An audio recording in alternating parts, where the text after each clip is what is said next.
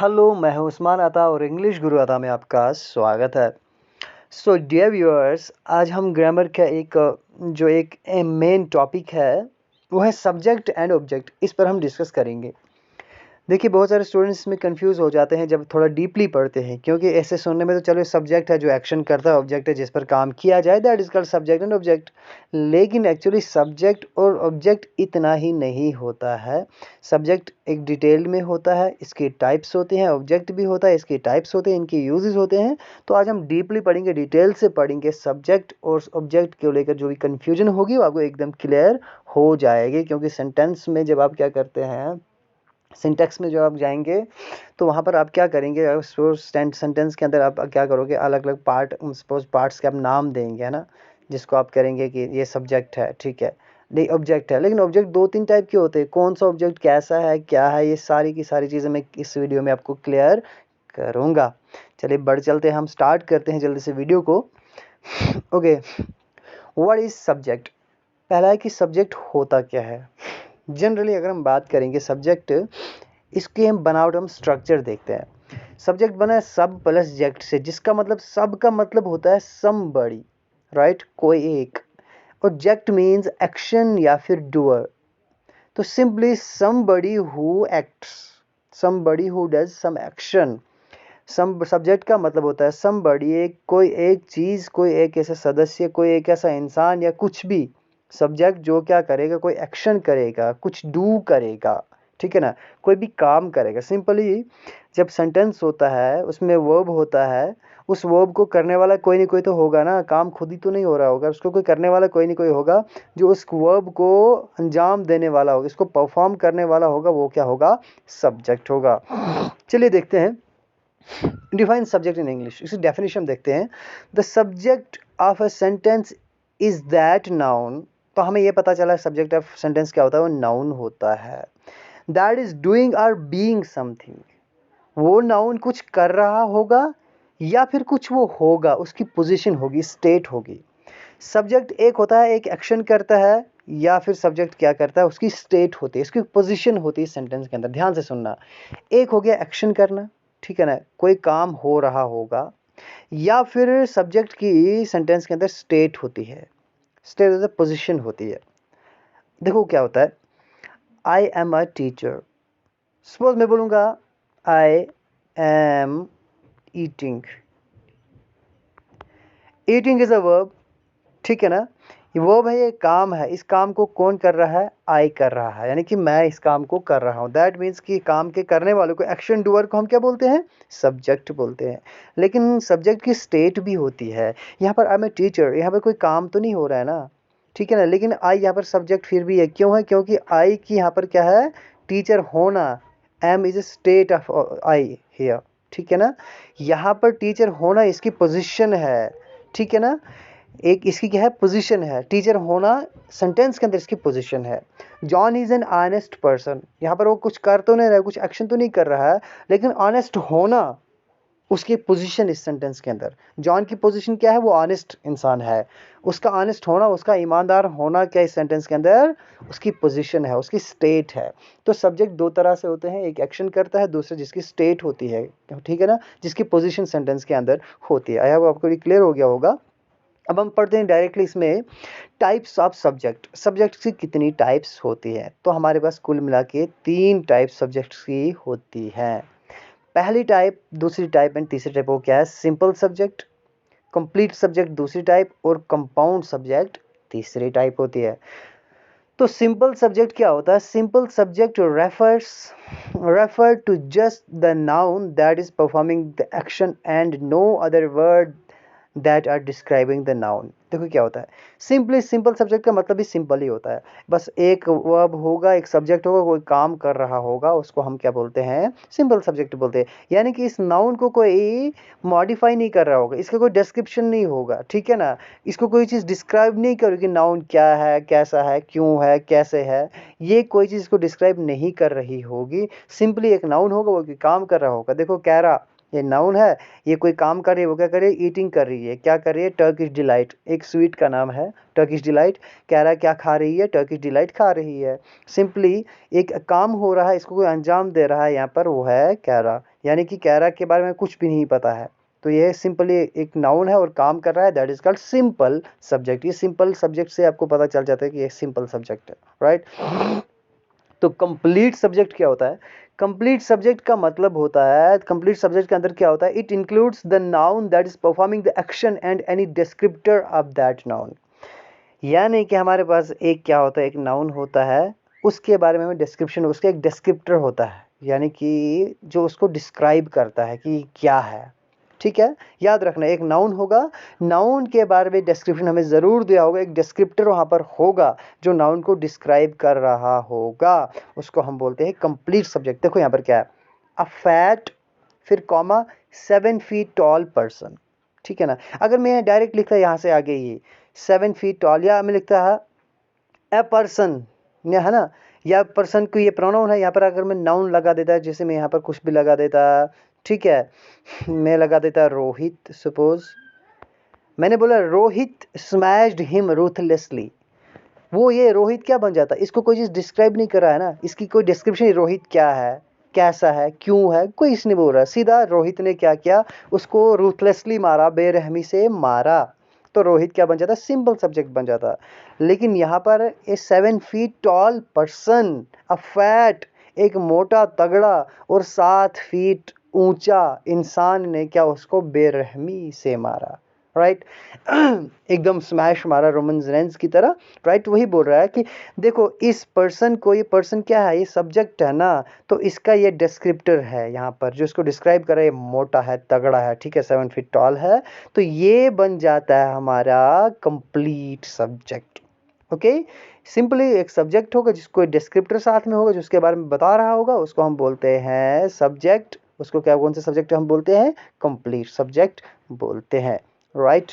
चलिए नेक्स्ट हमारे पास है कंपाउंड सब्जेक्ट। तो कंपाउंड सब्जेक्ट क्या होता है, compound subjects are ones in which two nouns perform the action. ये भी आसान है आपको समझने के लिए।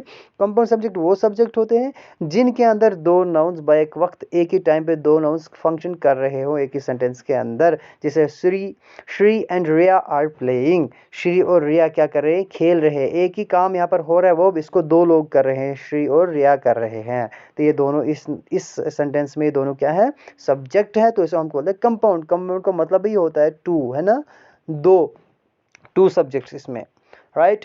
आई होप आपको सब्जेक्ट से लेकर जो भी कंफ्यूजन होगा, वो उसकी जो टाइप्स को लेकर जो भी होगा, तो आपको क्लियर हो गया होगा। बट चलते हैं ऑब्जेक्ट की ओर। ऑब्जेक्ट में भी कुछ ऐसा ही केस है। जो ऑब्जेक्ट क्या होता है, सिंपली हम क्या बोलते हैं, जिसके ऊपर कोई काम हो रहा होगा, एक्शन हो रहा होगा। अगर मैं उर्दू की बात करूँ तो उर्दू में इसको हम बोलते हैं मफूल, ठीक है ना, मफूल बोलते हैं, ठीक है ना।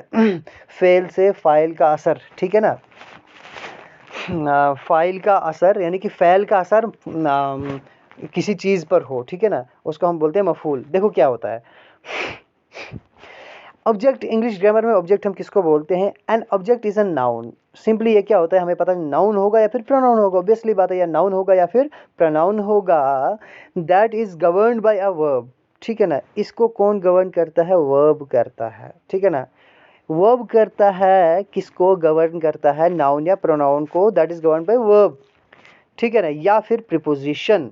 अब देखो क्या है, there are three kinds of object. या प्रीपोजिशन गवर्न करेगा वर्ब को, याद रखना वर्ब को, जो वर्ब हमारा होगा, ठीक है ना, जो वर्ब है ये करेगा गवर्न किसको, या फिर अब नाउन या प्रोनाउन को, ठीक है, बाय वर्ब या प्रीपोजिशन, इनको क्या करेगा, गवर्न करेगा, ठीक है ना। यानी कि नाउन होगा या प्रोनाउन होगा, it will be govern by what, preposition और वर्ब। दो चीज इसको गवर्न कर सकते हैं, या वर्ब या फिर प्रीपोजिशन। अब देखिए क्या होता है, सिंपली ऑब्जेक्ट का मतलब होता है विच रिसीव्स एक्शन, ठीक है ना, जो क्या करता है, जो वर्ब है, ठीक है ना, इसका एक्शन जो होगा वो रिसीव करेगा, ठीक है। ये इसका एक्शन कौन रिसीव करेगा, जो भी चीज़ वर्ब का एक्शन रिसीव करेगा उसको हम बोलते हैं ऑब्जेक्ट, ठीक है ना। या ऑब्जेक्ट वो नाउन है, प्रोनाउन है, जिसको गवर्न कौन करता है, वर्ब करता है, या फिर कोई प्रीपोजिशन करता है। देखो कैसे, आपको नीचे हम पढ़ेंगे जब इसकी टाइप्स, तो आपको क्लियरली पता चल जाएगा कि होता क्या है। तो हमारे पास दोबारा से इसकी इसी तरह तीन टाइप्स हैं, एक है डायरेक्ट ऑब्जेक्ट, एक है इनडायरेक्ट ऑब्जेक्ट, तीसरा ऑब्जेक्ट ऑफ अ प्रीपोजिशन। ये हमारे पास टाइप्स हैं किसकी, ऑब्जेक्ट की टाइप्स हैं, राइट। तो देखिए अ डायरेक्ट ऑब्जेक्ट क्या होता है? A direct object is a thing or person that is affected by the action of the verb. Direct object वो ऑब्जेक्ट होता है जो किसी वर्ब जो एक्शन होगा, जो यानी एक्शन होगा affected by the action of the verb, जो एक्शन होगा वर्ब का यानी जो काम हो रहा है उस एक्शन से अफेक्टेड होगा, डायरेक्टली इफेक्ट पड़ेगा किसी चीज़ पर। यहाँ पे कोई काम हो रहा है, इसका असर डायरेक्टली पड़ रहा है किसी चीज़ पर, ठीक है ना, किसी से होकर नहीं, डायरेक्टली किसी चीज़ पर पड़ रहा है, उसे हम बोलते हैं डायरेक्ट ऑब्जेक्ट। सिंपली डायरेक्टली देखो कैसे। अब आपको पता कैसे चलेगा ये डायरेक्ट ऑब्जेक्ट कौन सा है, इनडायरेक्ट कौन सा है और प्रीपोजिशन ऑफ द ऑब्जेक्ट कौन सा है? सिंपली हमारे पास एक इजी ट्रिक है, एक फॉर्मूला है बहुत ज़बरदस्त। वो क्या है, हम कैसे कर सकते हैं? You can find the direct object by finding the verb and asking what or whom. Simply आप क्या करोगे, सेंटेंस के हमारे पास ये सेंटेंस, इसके अंदर आपको पहचानना है पहले वर्ब। क्या करना है, you can find the direct object by finding the verb. पहले आपको वर्ब ढूंढना है। तो शी ड्रैंक वाटर, इसमें से वर्ब कौन सा है? ऑब्वियसली बात है ड्रैंक है, ठीक है, ड्रैंक इज अ वर्ब।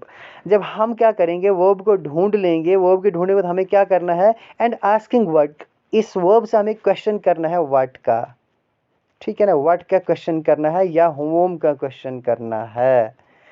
इन दो क्वेश्चन का जो आंसर आएगा वो आपका होगा डायरेक्ट ऑब्जेक्ट। देखो कैसे, she drank water, she drank what, what she drank, उसने पिया। आपको पहले वर्ब ढूंढो, आपने ढूंढा ड्रैंक, शी ड्रैंक, उसने ड्रैंक किया क्या, व्हाट शी ड्रैंक, तो सेंटेंस में आपको मिल जाएगा, है ना, शी ड्रैंक वाटर, है ना, वेरी स्लोली, जो भी होगा आगे लंबा होगा, कॉम्प्लीमेंट सेंटेंस का जो भी होगा उससे आपको पता, सपोज शी ड्रैंक वाटर, है ना, वेरी इजीली या वेरी स्लोली होगा। वाटर वेरी स्लोली में से आपको ढूंढना ऑब्जेक्ट कौन सा है, तो आप बोलोगे she drank, what she drank, she drank very slowly मत आएगा, क्या स्लो, वो कैसे आएगा, हाउ आ गया, वो तो एडवर्ब हो गया।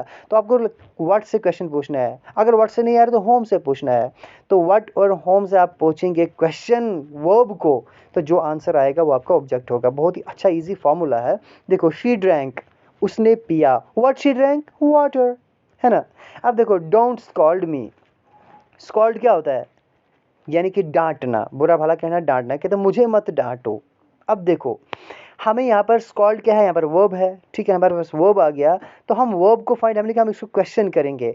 डोंट स्कॉल्ड, व्हाट स्कॉल्ड, तो व्हाट से नहीं बन रहा है ना, मत डांटो, क्या क्या डांटो, तो कोई क्वेश्चन नहीं बन रहा है। तो सिंपली बात, जब क्या से नहीं बनेगा, हम इसको क्वेश्चन करेंगे वोम से।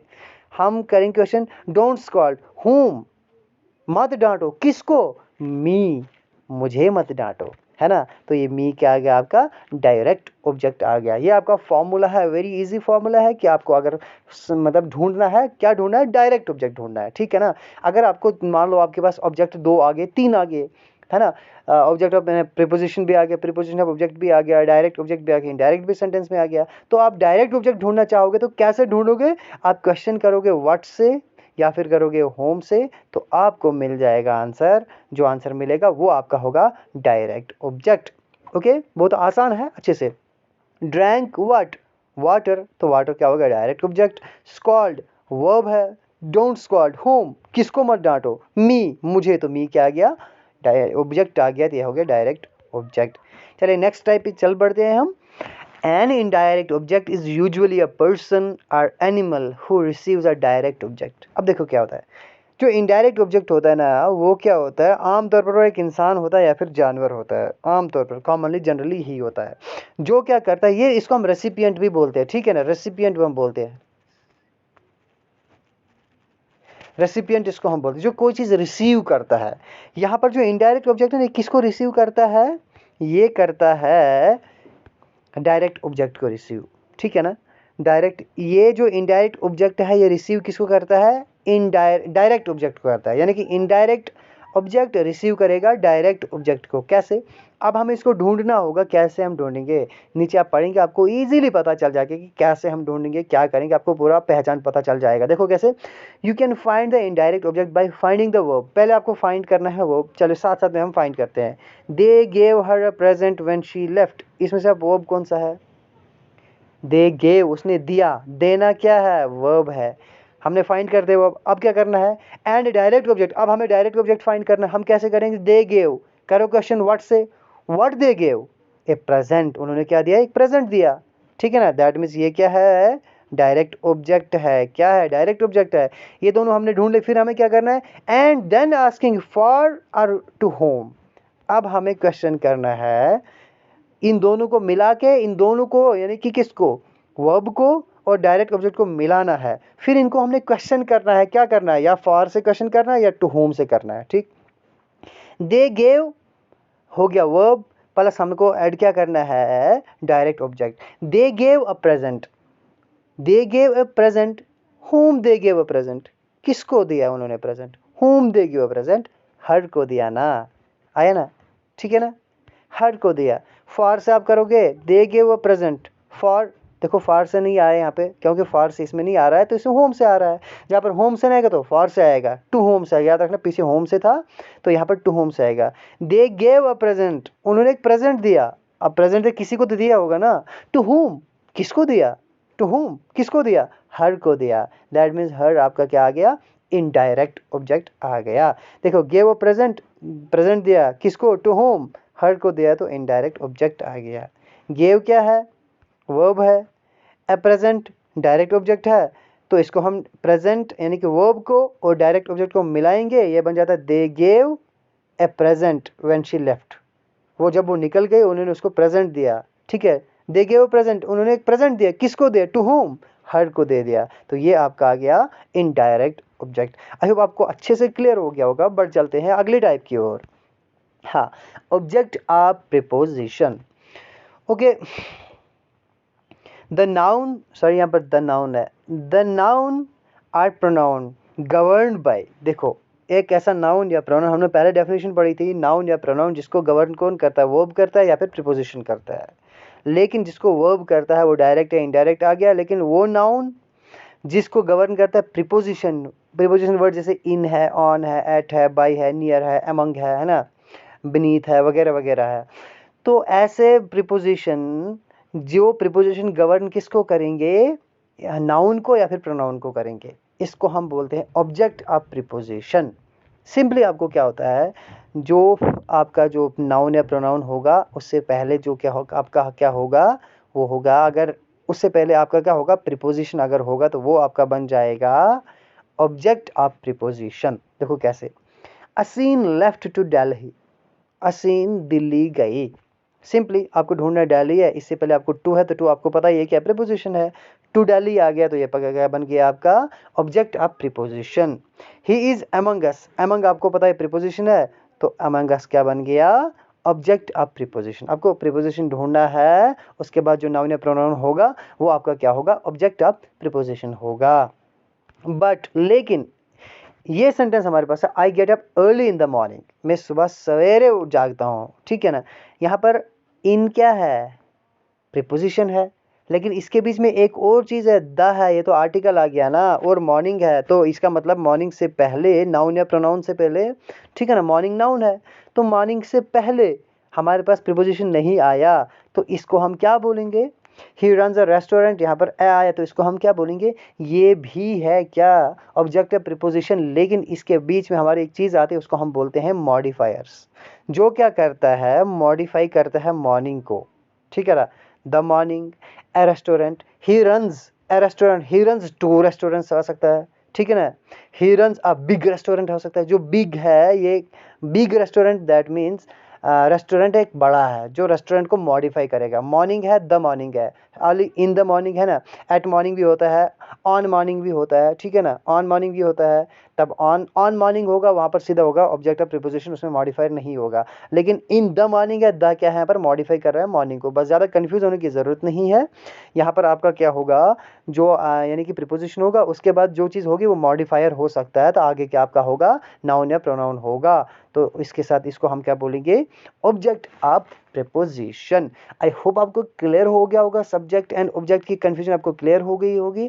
ठीक है ना? जो छोटे छोटे पॉइंट्स हैं, एक्चुअली थोड़ी गहराई से मैंने डीपली हमको एक्सप्लेन करने की कोशिश करी है। आई होप आपको इसके बाद, आज के बाद आपको सब्जेक्ट और ऑब्जेक्ट को लेकर कोई प्रॉब्लम नहीं होगी। अगर कोई क्वेश्चन होगा, you can just write down below the comment box, I will just try to give you answer.